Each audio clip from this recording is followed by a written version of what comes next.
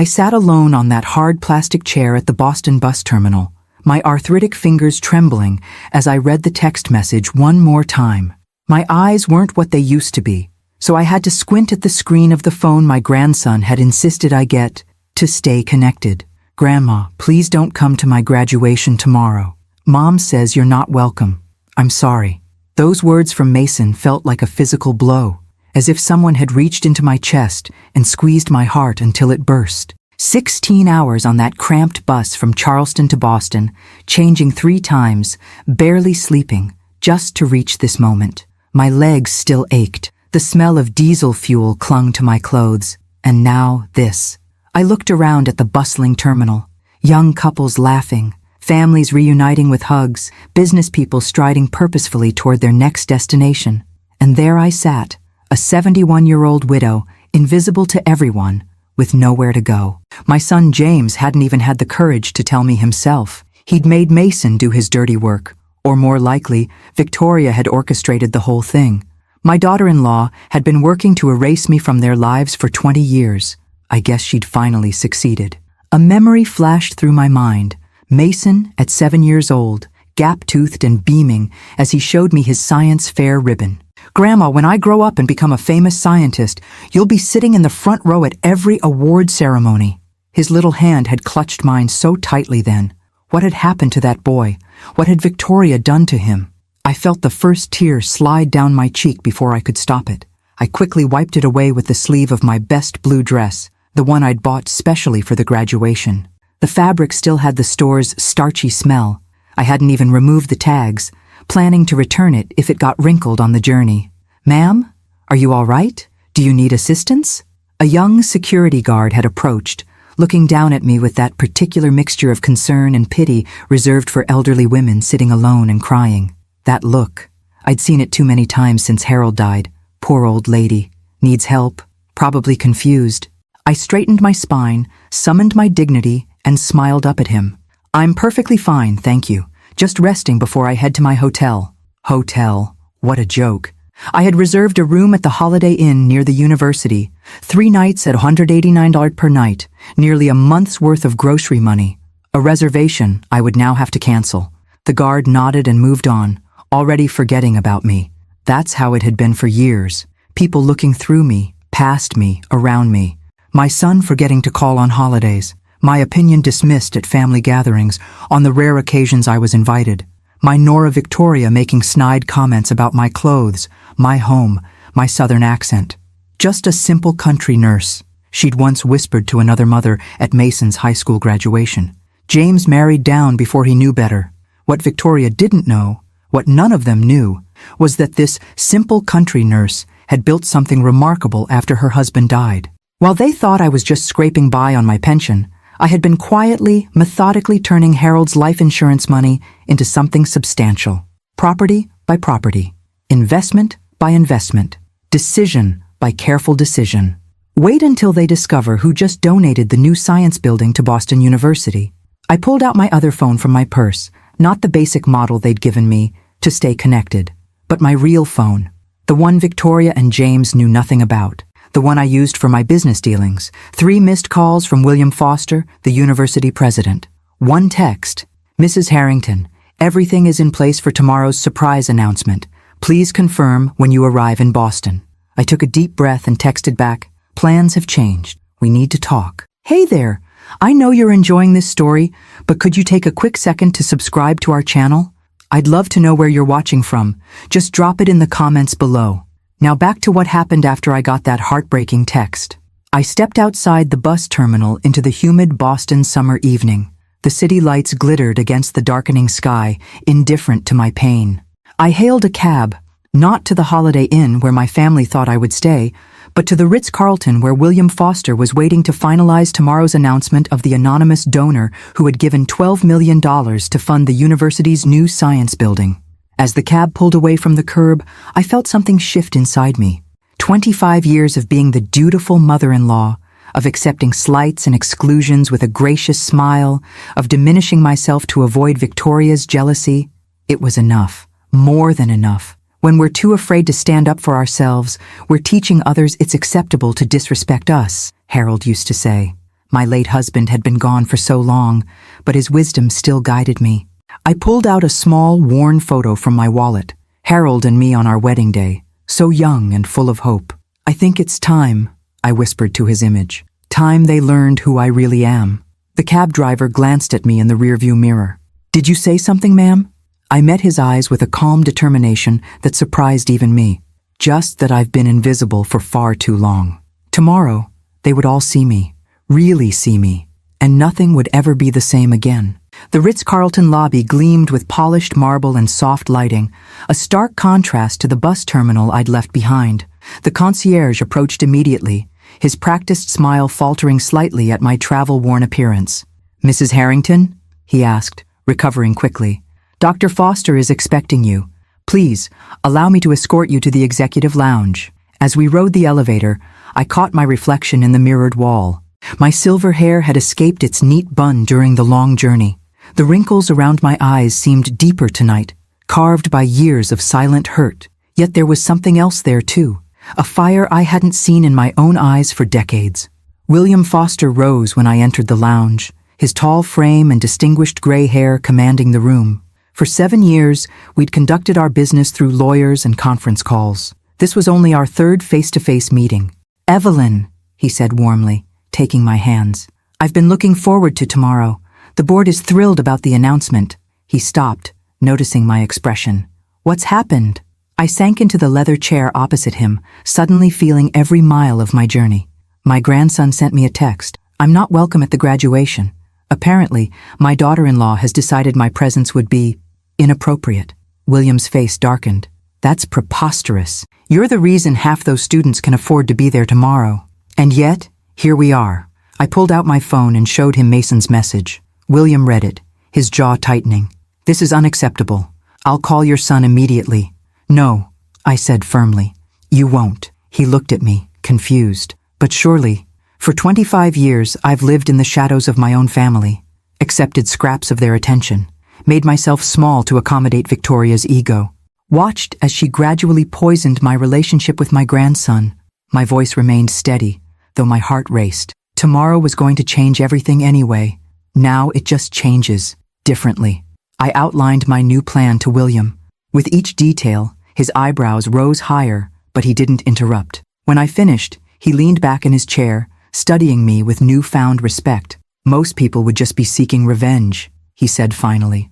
"This isn't about revenge," I replied, smoothing my crumpled dress. "It's about truth. It's about legacy. It's about a 71-year-old woman finally remembering her own worth." William nodded slowly. "I'll make the arrangements." Back in my suite, a far cry from the Holiday Inn room I'd canceled, I ran a hot bath and tried to wash away 16 hours of travel. The bathroom was bigger than my entire kitchen back home. As I soaked in the scented water, memories flooded back unbidden. James at 8 years old, climbing into my lap after a nightmare.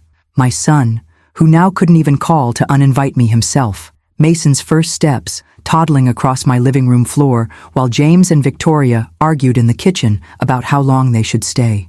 Victoria's cutting remarks at Thanksgiving dinner 3 years ago. "I don't think Evelyn needs any more pie. The buttons on that outdated dress are already straining." The way James had laughed nervously instead of defending me. The water grew cold as tears slid silently down my cheeks. Not tears of self-pity, I was done with those, but mourning for years lost, for relationships damaged beyond repair. I'd stayed in the background, made myself invisible, convinced it was for the best. Keep the peace, Harold used to advise when his mother and I clashed. I'd applied that lesson too broadly, for too long. My phone chimed with an email notification. William had moved quickly. Everything was set for tomorrow. As I prepared for bed, I opened my suitcase and removed the gift I'd brought for Mason, a vintage watch that had belonged to his grandfather. Harold had worn it every day of our marriage. I'd had it meticulously restored, its inscription polished until the words gleamed. "Time reveals truth. Choose wisely how you spend it." Would Mason understand the message? Would he ever wear it? Or would Victoria ensure it ended up in a drawer, forgotten like his grandmother? I placed the watch on the nightstand and pulled out my reading glasses and worn Bible, the one constant companion through all my lonely nights. It fell open to Proverbs as it often did.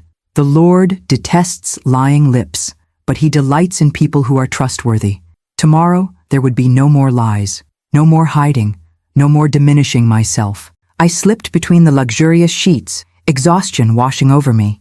Before sleep claimed me, I whispered a prayer, not for revenge, but for courage, for wisdom, for hearts to be opened, and perhaps, though I barely admitted it to myself, for reconciliation, because despite everything, they were still my family, my son, my grandson, and even Victoria, the woman who had worked so hard to erase me, was still my daughter by marriage. God had carried me through Harold's death, through years of loneliness, through building a life and fortune alone. He would carry me through tomorrow too.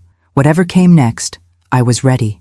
Morning light filtered through the hotel curtains as I applied my makeup with careful precision. I'd woken at 5 a.m., years of nursing shifts having permanently altered my body clock. Today wouldn't be the celebration I'd imagined, but it would be momentous nonetheless. I selected the outfit I'd purchased for this trip. Not the blue dress meant for sitting quietly in the audience, but the elegant cream-colored suit reserved for the donor announcement. Its price tag had made me wince despite my wealth. Old habits die hard when you've spent most of your life watching every penny. My phone buzzed. Another message from Mason. "Grandma, did you get my text? Please don't show up today. Mom's really serious about this." I felt a pang in my chest. No apology. No explanation. Just reinforcement of my exclusion. I set the phone down without responding. Words wouldn't matter now. Only actions. At precisely 9 o'clock, a knock came at my door. Olivia Parker, my best friend since nursing school, stood there with a determined expression on her lined face. She'd flown in from Charleston last night at my request. "You look like $1,000,000, she said, embracing me. Or should I say 12 million? I managed a smile. "Thank you for coming." Wild horses couldn't have kept me away. She examined me with keen eyes. "Are you sure about this, Evie? There's no going back." "I've been invisible for 25 years, I replied, gathering my purse. "That ends today." The university campus buzzed with excitement. Families streamed toward the main quad where rows of chairs faced the elaborate stage. I spotted James and Victoria immediately, my son handsome in his dark suit, my daughter-in-law resplendent in an expensive designer dress that probably cost more than my monthly pension. They hadn't seen me yet. From our hidden vantage point near the administrative building, I watched them greeting other parents with practiced smiles. Victoria's hand rested possessively on James's arm, her diamond bracelet catching the sunlight. They looked perfect, successful, untouchable. "The golden couple," Olivia muttered beside me. "If only people knew how she treats you." "They will," I said softly. Soon enough, William Foster approached us, dignified in his academic robes. "Everything is prepared, Mrs. Harrington. Are you ready?" I nodded, my heart hammering against my ribs. "You'll be seated on stage as planned," he continued. "As a special guest of the university. Your family won't know why until the announcement." We followed him through a side entrance as the ceremony began. From my chair on stage, partly obscured by a large floral arrangement, I had a perfect view of my family in the third row. Victoria was checking her phone, barely paying attention to the proceedings. James looked uncomfortable in the heat, tugging at his collar. And Mason, my beloved grandson in his cap and gown, sitting with the other graduates, kept glancing nervously at his mother. The commencement address droned on, but I barely heard it. My focus remained on the three people who had broken my heart time and again. What would their faces reveal when they finally saw me? Anger? Embarrassment? Or perhaps, though I hardly dared hope, remorse? As the university president began introducing special guests, I saw Victoria scan the stage, her eyes passing over me without recognition. It had been nearly 2 years since we'd seen each other, the last family Christmas I'd been invited to attend. I'd lost weight since then, changed my hairstyle, upgraded my wardrobe, small changes that added up to a woman who looked nothing like the dowdy grandmother they'd pushed aside. "Before we begin conferring degrees," William announced, "I have a special announcement. Today marks a historic moment for our university." Victoria's attention remained on her phone. James stifled a yawn. "For the past 7 years, an anonymous donor has funded scholarships for deserving students who otherwise couldn't afford to attend our institution. This same benefactor recently provided the $12 million gift that made our new science building possible." Now I had their attention.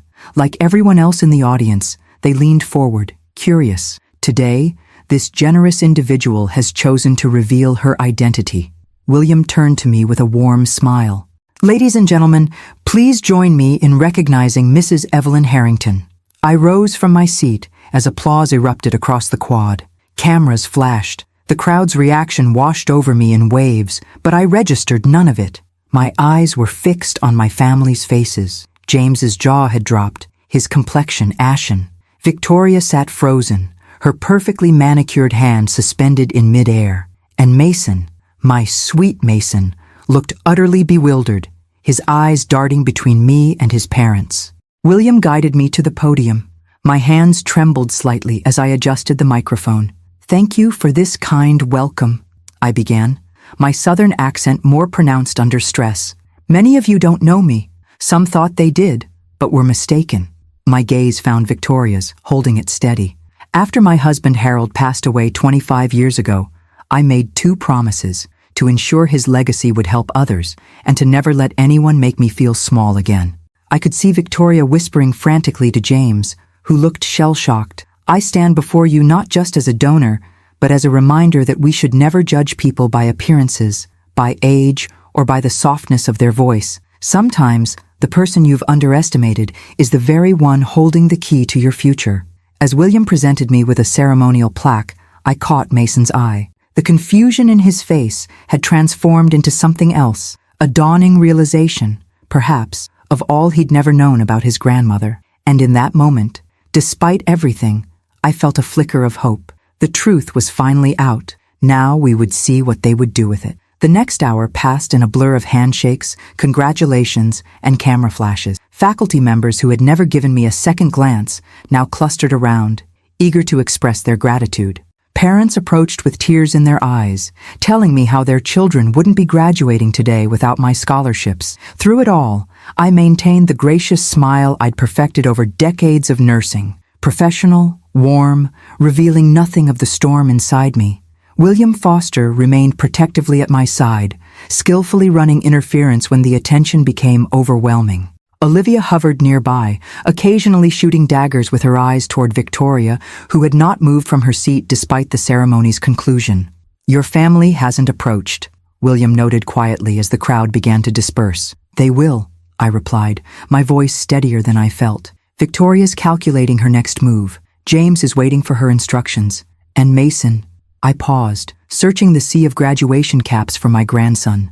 Mason is confused. As if summoned by my words, I spotted him pushing through the crowd, still in his academic regalia, his expression a mixture of disbelief and something else. Anger?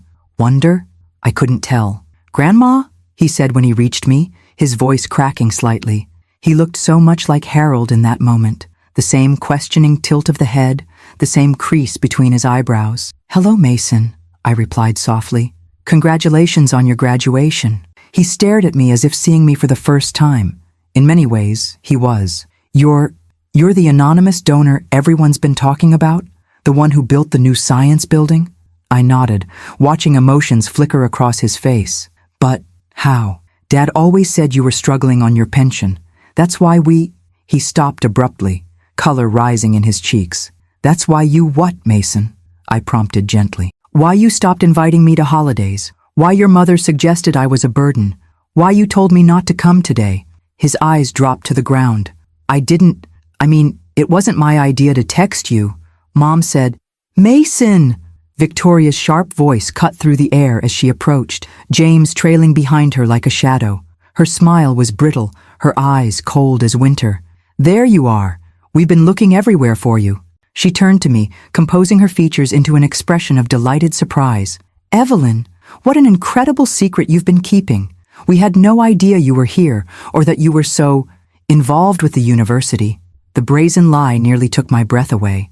I'd known Victoria was calculating, but this level of falsehood, spoken so smoothly, so publicly, stunned me. "Didn't you?" I replied, keeping my voice light.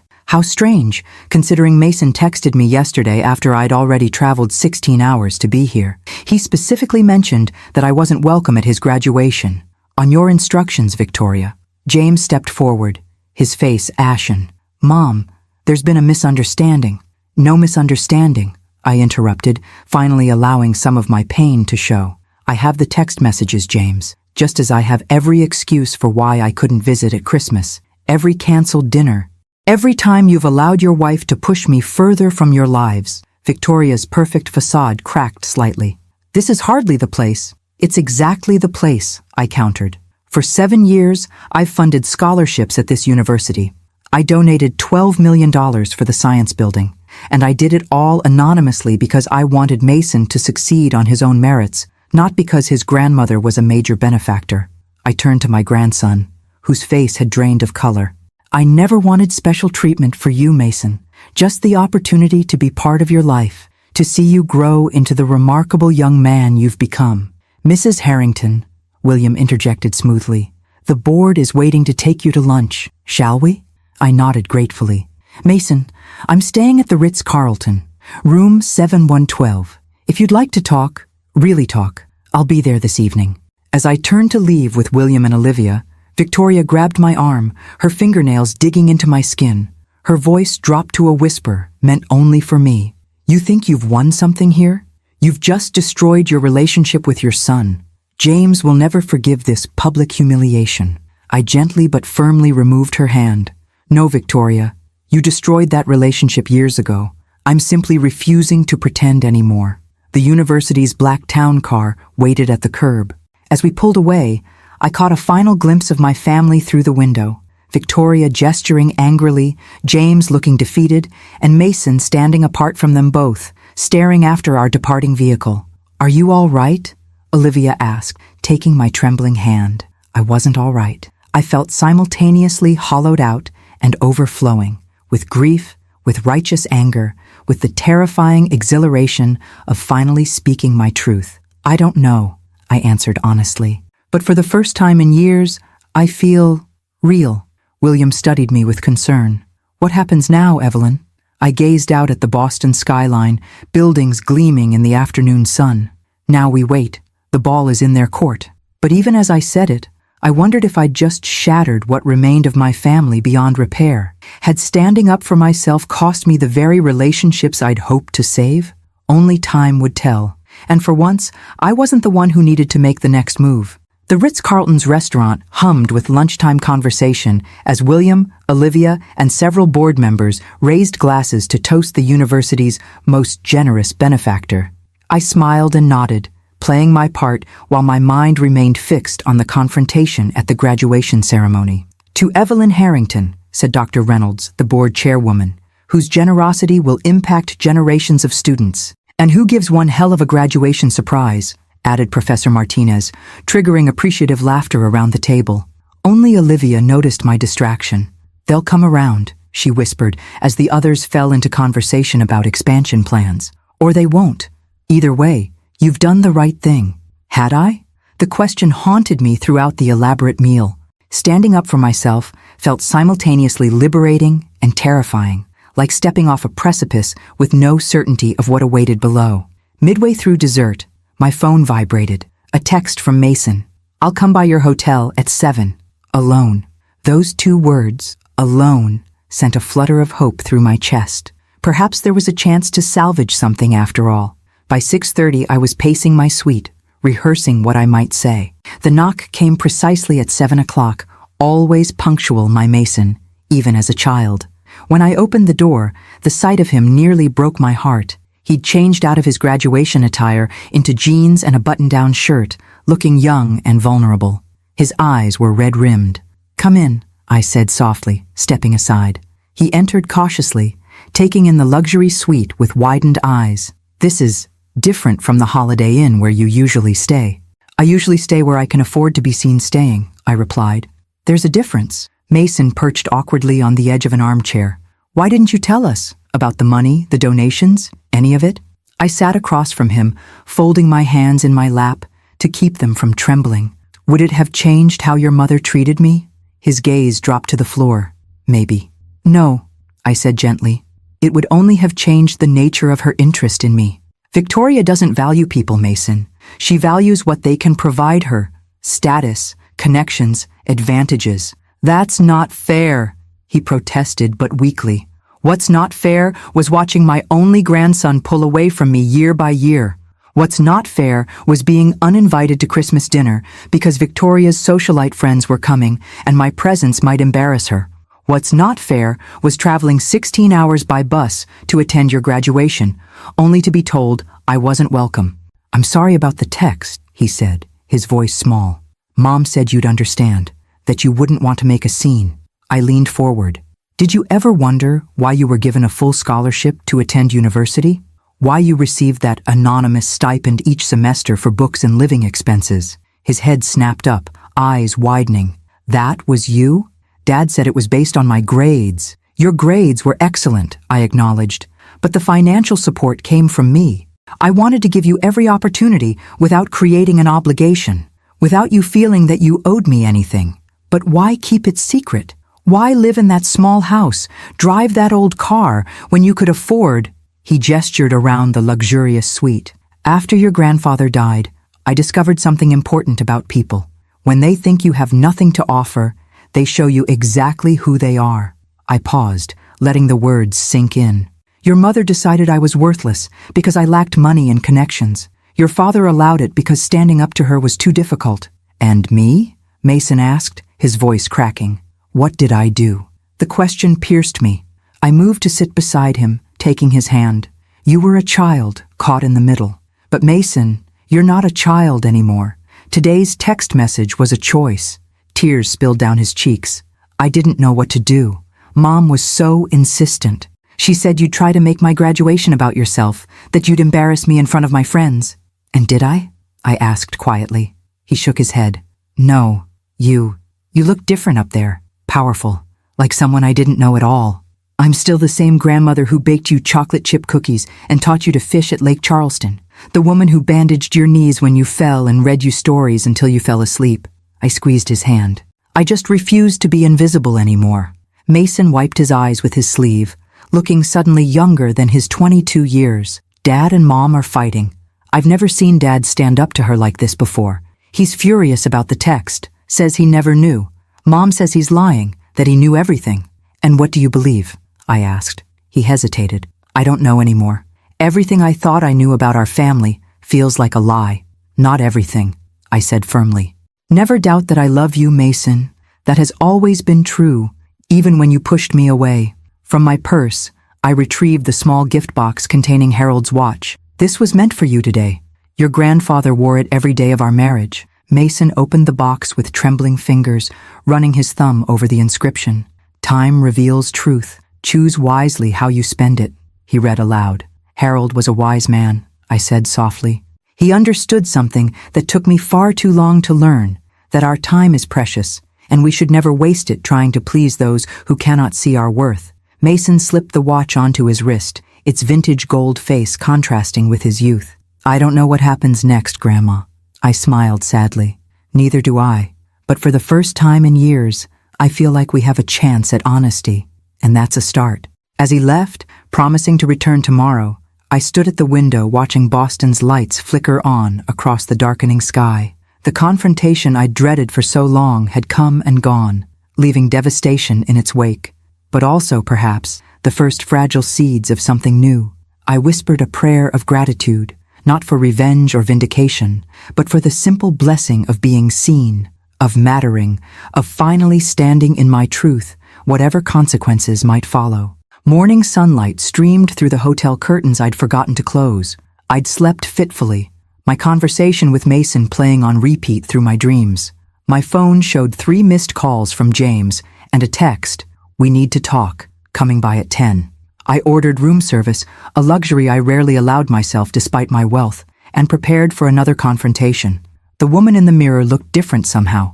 Straighter posture, clearer eyes. The weight of secrets finally lifted from her shoulders. At precisely 10 o'clock, a sharp knock echoed through the suite. James stood in the hallway, his appearance shocking me. My always immaculate son looked like he hadn't slept, hair uncombed, eyes bloodshot, shirt wrinkled. "May I come in?" he asked formally, as if speaking to a stranger.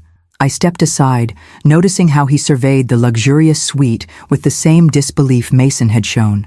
We sat in uncomfortable silence until I finally spoke. How long have you known Victoria was pushing me out of your lives? My directness seemed to startle him. James flinched. It wasn't like that. It was exactly like that, I countered. The question is whether you were complicit or merely oblivious. Mom, please. I sat alone on holidays while you celebrated with Victoria's family. I received last-minute cancellations for dinners I'd spent days preparing. I watched my grandson's love turn to disinterest under her influence. And you allowed it all. James ran his hands through his disheveled hair. Victoria convinced me you were happier with your nursing friends, that family gatherings stressed you out, that you didn't really want to be included, but felt obligated. He looked up, his face crumpling. I believed her because it was easier than seeing the truth. The admission hung between us, inadequate, yet somehow brave in its honesty. When did you learn about the money? I asked. Not until yesterday. He shook his head in disbelief.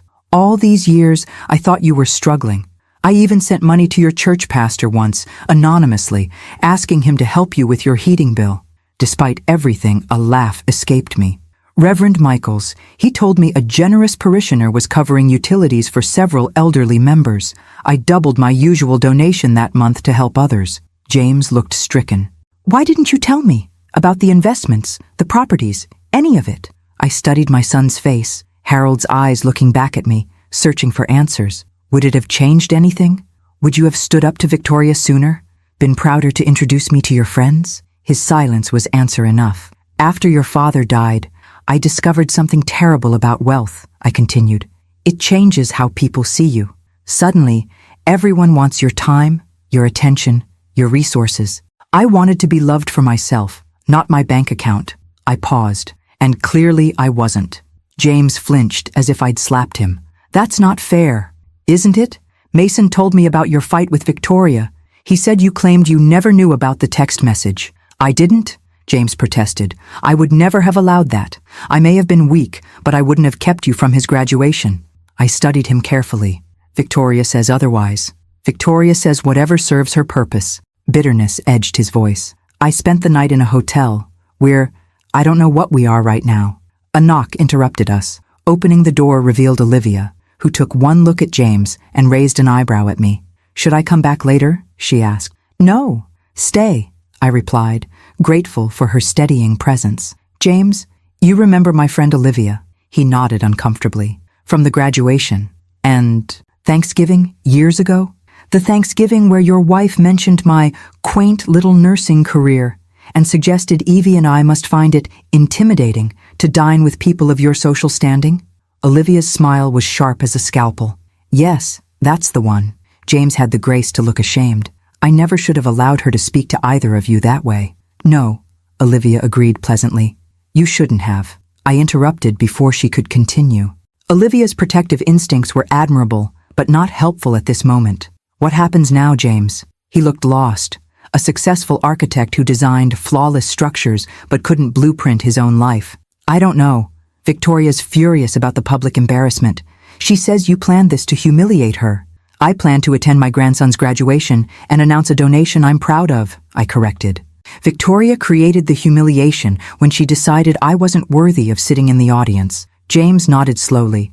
Mason stayed with me last night at the hotel. He showed me the watch, Dad's watch. It was always meant for him. He's confused and angry at all of us. James looked up, his eyes suddenly vulnerable. He keeps asking why I never told him about you, the real you. He feels like we've all been lying to him. We have, I said gently. You and Victoria by omission and control. Me by hiding who I really am. We all failed him in different ways. James stood and walked to the window, gazing out at the Boston skyline. I don't know if my marriage will survive this. The statement hung in the air, neither a question nor a plea for advice, simply a recognition of reality. That's between you and Victoria, I replied. My concern is rebuilding a relationship with my grandson, and perhaps, I added softly, with my son. He turned, his expression raw with emotion. After everything I've allowed, how can you even want that?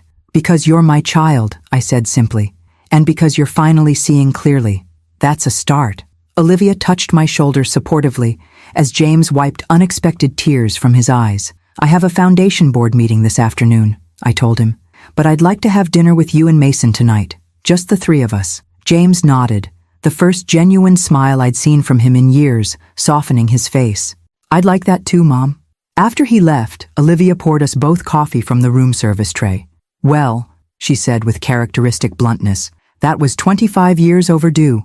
I sipped the rich coffee, feeling oddly light despite the emotional morning. Better late than never, I replied. God's timing is rarely our own. Speaking of timing, Olivia said, checking her watch, we should head to your meeting. The foundation won't run itself. As we gathered our things, I paused at the mirror one last time. The woman reflected there wasn't just a nurse, a widow, a mother, or a wealthy benefactor. She was all of these things, and more, finally visible in the fullness of her being. For the first time in years, I felt truly alive. The Harvard Medical School conference room fell silent as I finished presenting my proposal. 12 faces around the polished table stared back at me, some intrigued, others skeptical. Let me make sure I understand, said Dr. Eleanor Simmons, the Dean of Admissions. You want to establish a scholarship specifically for older adults entering nursing programs, starting at age 50? Precisely, I confirmed. The Harrington Second Chance Nursing Scholarship, for those who've spent their lives caring for others and now wish to formalize that calling. It's unconventional, noted another board member. So am I replied with a smile. At 71, I've learned that conventional thinking rarely changes the world. William Foster, who had accompanied me to lend support, leaned forward. Evelyn's foundation has already transformed educational access at Boston University. Her vision for expanding healthcare education deserves serious consideration. The discussion continued for another hour. Questions about logistics, funding mechanisms, selection criteria. I answered each with the precision I'd once used to administer medications. By the time we concluded, even the skeptics were nodding thoughtfully. We'll need to review the financial details, said Dr. Simmons, but I believe we can make this work. The world needs more nurses, especially those with life experience. As we left the building, William checked his watch. That gives you 3 hours before your dinner with James and Mason. Shall we celebrate with tea at the public garden? The Boston Public Garden bloomed with summer flowers, families strolling along paths, while swan boats glided across the pond. William and I found a bench in a quiet corner. You're doing remarkable things, Evelyn, he said, his voice warm with admiration. Using your wealth not just for buildings, but to change lives. I watched a young mother help her toddler feed the ducks. When Harold died, I felt invisible. Just another widow navigating grief alone. The investments were initially about security, ensuring I'd never be dependent on James or anyone else. And now, I smiled. Now it's about legacy. Not just buildings with my name on them, but opportunities for people society often overlooks. Older students, single parents, those seeking second chances. William's hand covered mine briefly, a gesture of understanding rather than romance. We'd developed a comfortable friendship over the years, bound by shared goals rather than personal entanglements. What about your personal legacy? He asked gently.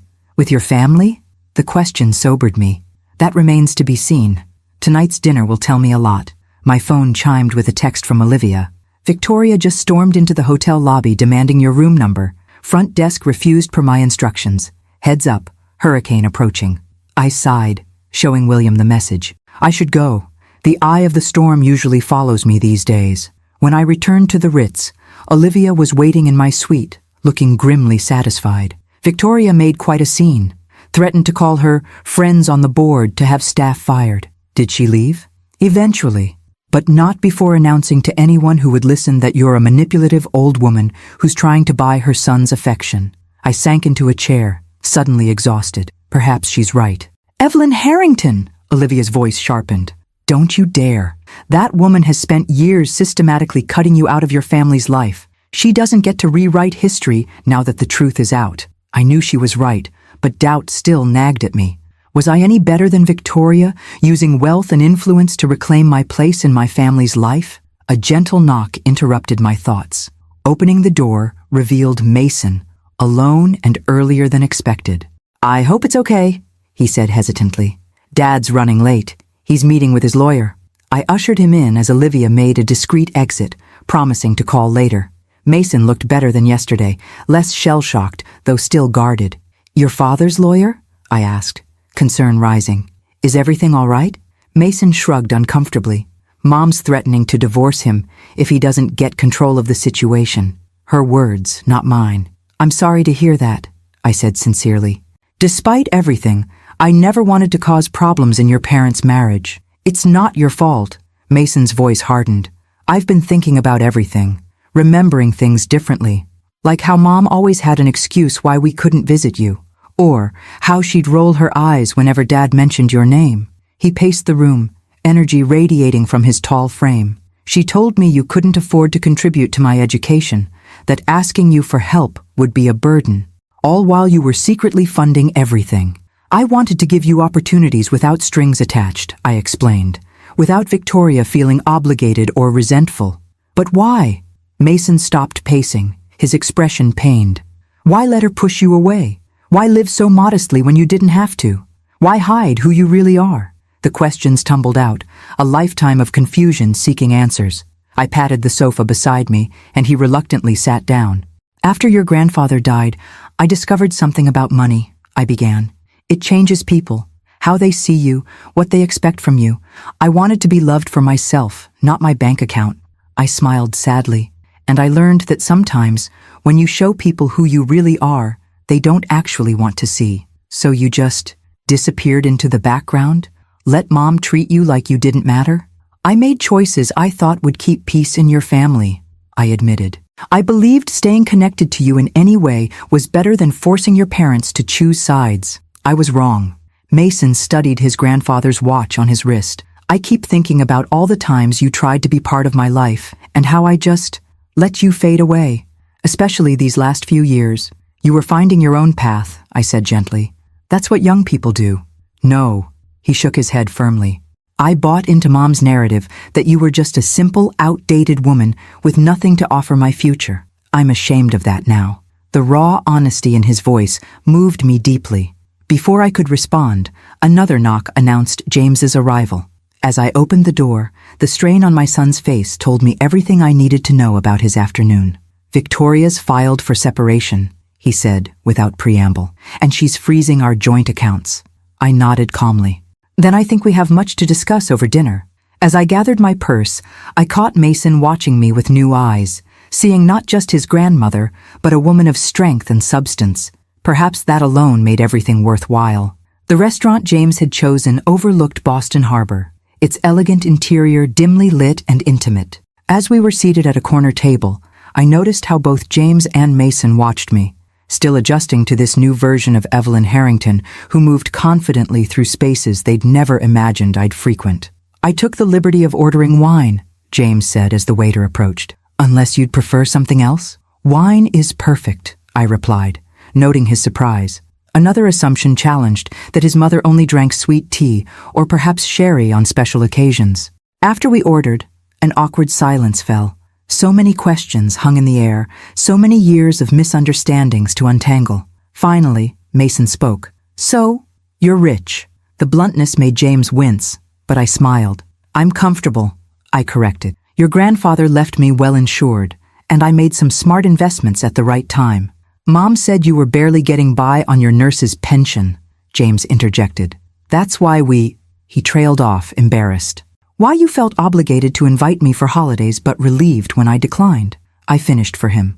Why Victoria suggested I couldn't possibly contribute to Mason's education. James flushed. I should have questioned her more, should have seen what was happening. Yes, I agreed simply. You should have. The waiter delivered our appetizers, providing a momentary reprieve from the tension. I watched my son and grandson, the two men I loved most in this world, struggling to reconcile the mother and grandmother they thought they knew with the woman sitting before them. When did it start? Mason asked. The investments? The donations? I took a sip of wine, gathering my thoughts. About 3 years after your grandfather died. I was still nursing then, working the night shift at Charleston Memorial. One of my patients was a retired investment banker with pancreatic cancer. Both men listened intently as I continued. Herbert Patterson. Ornery old man who refused to let anyone but me change his IV. We got to talking during those long nights. When he learned I had some money from Harold's insurance, but no idea how to grow it, he made it his mission to educate me before he died. And he taught you to invest? James asked. I nodded. First in conservative blue-chip stocks, then gradually in commercial real estate. By the time he passed, I had a solid foundation. From there, I built slowly but steadily. Why keep it secret, though? Mason pressed. Especially from us? I set down my fork, choosing my words carefully. At first, it was simply private, something that belonged just to me after losing Harold. Then, as my portfolio grew, I noticed how differently people treated me when they discovered I had means. Like how? James asked. Suddenly, church committees wanted my input. Neighbors sought investment advice. Distant relatives reappeared. I shook my head. But most tellingly, my opinion began to matter in conversations where I'd previously been invisible. Understanding dawned in James's eyes. And by then, Victoria had already established how our family dynamic would work. Yes, I acknowledged. She'd made it clear that I was to be tolerated, not integrated. That my ideas, my background, my very presence was somehow embarrassing. Mom, James started, but I held up my hand. I'm not asking for your defense or apology right now, James. I'm answering Mason's question about why I kept my financial situation private. I turned back to my grandson. And then there was you. Me? Mason looked startled. I wanted you to have every advantage, but I never wanted you to see me as a resource rather than a grandmother. I didn't want your parents, particularly Victoria, to feel obligated to include me because of what I could provide. So I created the Anonymous Scholarship Fund at Boston University, specifically structured so you would qualify. Mason's eyes widened. The merit scholarship was from you? All along? I nodded. Among other things. James set down his glass with a thunk.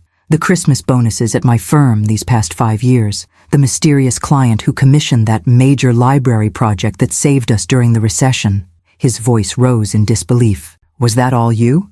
The world works in mysterious ways, I replied, unable to suppress a small smile. My God, James whispered. All this time you've been silently supporting us, while Victoria treated you like a burden, I finished. Yes. Mason leaned forward, his expression intense. But why endure it? Why not just tell us the truth? Hey everyone, I really appreciate you following my story. Could you take a quick second to subscribe to our channel? I'd love to know where you're watching from, so drop it in the comments below. Now, back to this dinner that was decades overdue. I considered his question carefully before answering. Pride partially, stubbornness certainly, traits your grandfather would confirm I possess in abundance.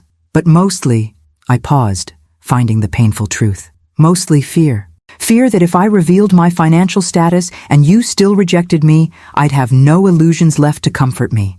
No way to pretend it was about money rather than me. The raw admission hung in the air. James reached across the table and took my hand.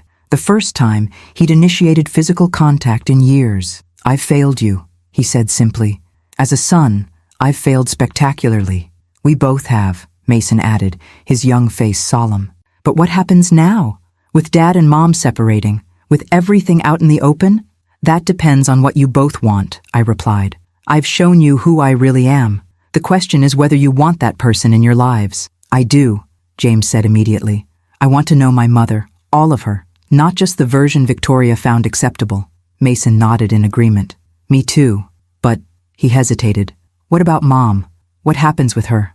James sighed heavily. Your mother has made her position clear. She feels betrayed and humiliated. She's demanding I choose between you, Mom, and her. And what will you choose? I asked quietly. My son straightened his shoulders, looking suddenly more like Harold than I'd ever noticed before. I'm done choosing Victoria's comfort over everyone else's reality. I should have stood up to her years ago. As our main courses arrived, the conversation shifted to more immediate concerns.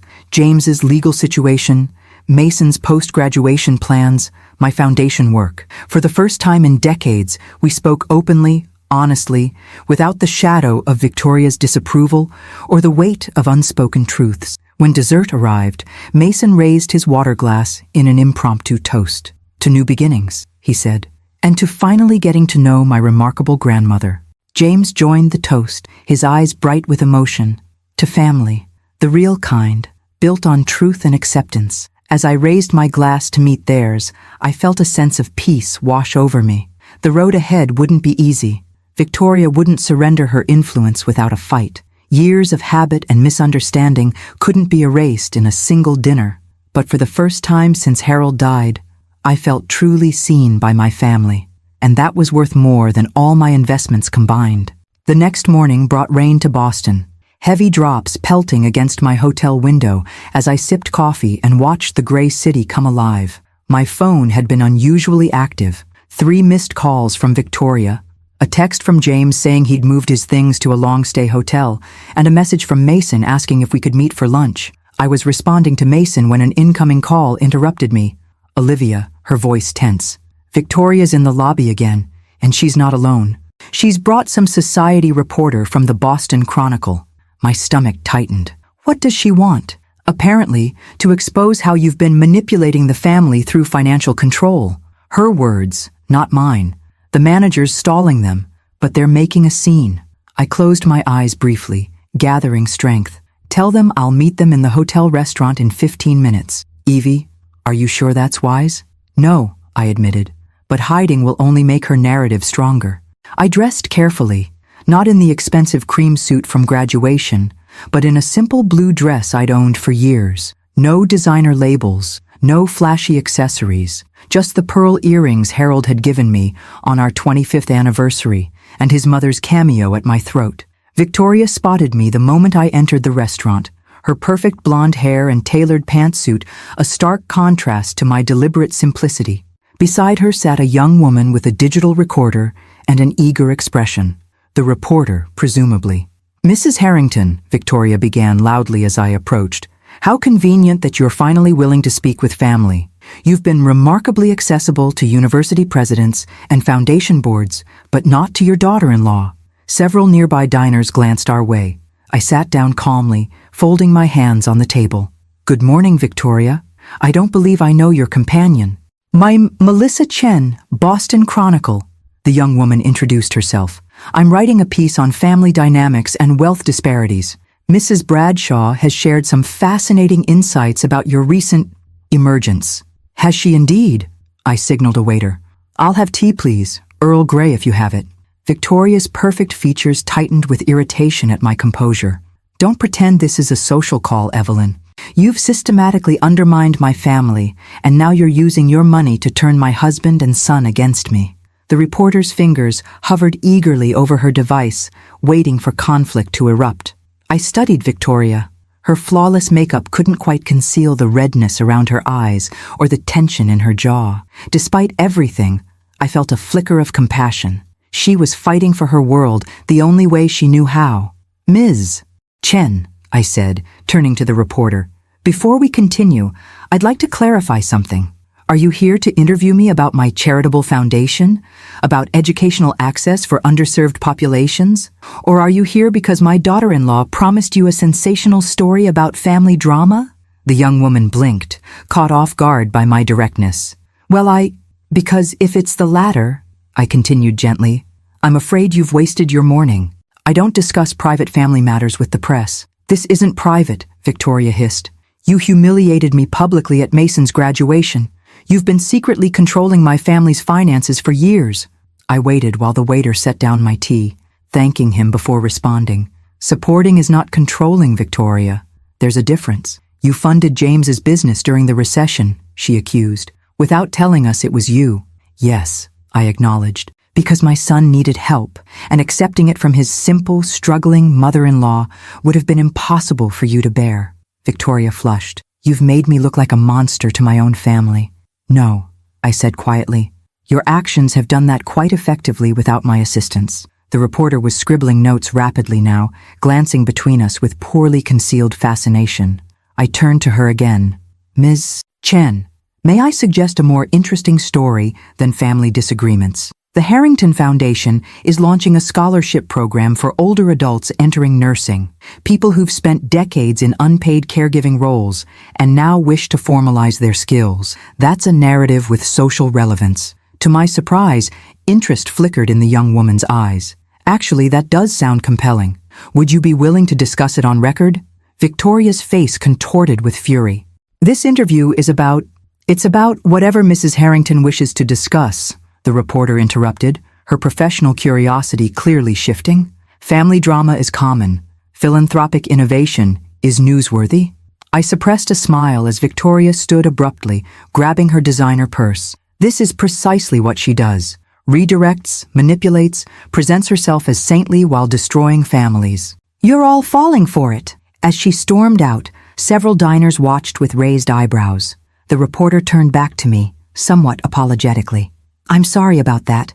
She approached me with promises of an exclusive about toxic financial manipulation in wealthy families. And instead, you found a grandmother funding nursing scholarships, I observed wryly. Life is full of disappointments. We spent the next 30 minutes discussing the foundation, my vision for supporting mature students, and the importance of valuing caregiving experience. By the time we finished, Ms. Chen had a completely different story than the one Victoria had promised, and seemed genuinely pleased about it. As she gathered her things to leave, the reporter hesitated. Off the record, your daughter-in-law mentioned some accusations about your relationship with Dr. Foster at Boston University. Implied there was something improper about your donations? I sighed, unsurprised by Victoria's tactics. William Foster is a respected educator and a valued friend who shares my commitment to educational access. There's nothing more to the relationship, though I suspect that disappoints your journalistic instincts. She had the grace to look embarrassed. Sometimes the simple truth is less interesting than speculation, but infinitely more valuable, I replied. After she left, I remained at the table, my tea gone cold, as I contemplated Victoria's desperation. She was losing control of the narrative she'd carefully constructed, of herself as the sophisticated matriarch, of me as the simple, burdensome mother-in-law, of James as the devoted husband who prioritized her wishes above all. My phone buzzed with a text from Mason. Still on for lunch? Dad wants to join us. I smiled as I typed my reply. Absolutely. And please tell your father his wife just tried to have me featured in the society pages as a manipulative villain. His response came quickly. Too late. You've already been cast as the hero in our story. See you at 12:30. As I left the restaurant, I said a silent prayer, not for victory in this painful family struggle, but for healing, for Victoria to find peace that didn't depend on control, for James to maintain his newfound courage, for Mason to forge his own path, and for myself, simply the wisdom to use the blessings God had given me to create something meaningful from the ashes of what had been broken. Before we get to our final chapter, I'd really appreciate if you could take a moment to subscribe to the channel if you haven't already. I'm curious to know how old you are. Drop your age in the comments below. Every story has its conclusion, and mine is just around the corner. 3 months after Mason's graduation, I stood on the wide porch of my Charleston home, watching the moving truck pull into the driveway. Not the modest bungalow where I'd lived for 40 years, I'd sold that in July, but the gracious historic house on Battery Street I'd secretly owned for a decade and rented to tourists. Now it was truly mine, filled with carefully selected furnishings and Harold's restored antiques from storage. Still can't believe you owned this place all along, James said, joining me with 2 glasses of sweet tea. I must have walked past it 100 times, never knowing. I accepted the glass with a smile. It needed extensive renovation. The rental income covered the costs, and then some. Smart investment, he noted, like everything else you've done. The moving truck's back door rolled up, revealing furniture I recognized. Mason's childhood desk, James's books, family photo albums rescued from the home Victoria now occupied alone. The divorce proceedings had begun, but weren't finalized. Victoria had hired an aggressive attorney and was demanding half of James's business assets, unaware that his most lucrative projects had been anonymously funded by me. The legal complexity would take months to untangle. Mason bounded up the porch steps, his energy filling the space as always. At 22, he radiated possibility. Grandma, the movers need to know where to put Dad's drafting table. The sunroom, I decided. The light is perfect there. As Mason relayed the instructions, I studied my son and grandson, the 2 men who had temporarily moved into my new home while they rebuilt their lives. James was slowly finding his footing after 23 years of marriage to Victoria. Mason was preparing for graduate school, having decided to combine his economics degree with public health, inspired by my grandmother's foundation work, as he'd written in his application essay. Olivia arrived as the last boxes were being unloaded, carrying a housewarming plant and her signature blunt perspective. So the prodigal son and grandson return. she observed, setting down a flourishing peace lily. Better late than never. Olivia, I warned gently. But James laughed. She's right, Mom.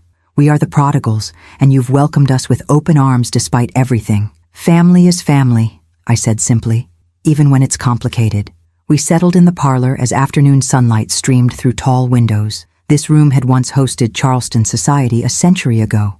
Now it witnessed a different kind of restoration, not of architecture, but of relationships. I had a call from the foundation director this morning, I told them. Our first class of second chance nursing scholars has been selected. 27 students over 50, most of them women who raised families or cared for elderly parents and never had the opportunity for formal education. That's incredible, Mason said. Will you meet them? Next month at the orientation. Each one has a story worth hearing. James studied me thoughtfully. You've built something remarkable, Mom. Not just the financial portfolio, but this legacy of second chances. Speaking of which, Mason interjected, I saw Mom yesterday. The room quieted.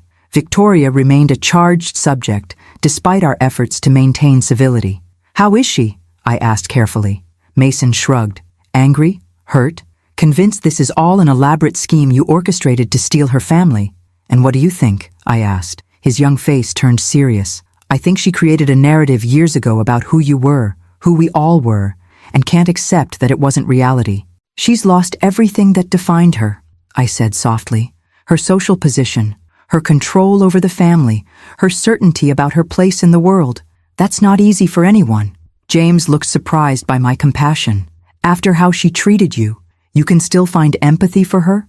I sipped my tea, considering. Holding on to bitterness only poisons your own heart. Victoria made choices based on values I don't share, but I understand the fear behind them. Fear?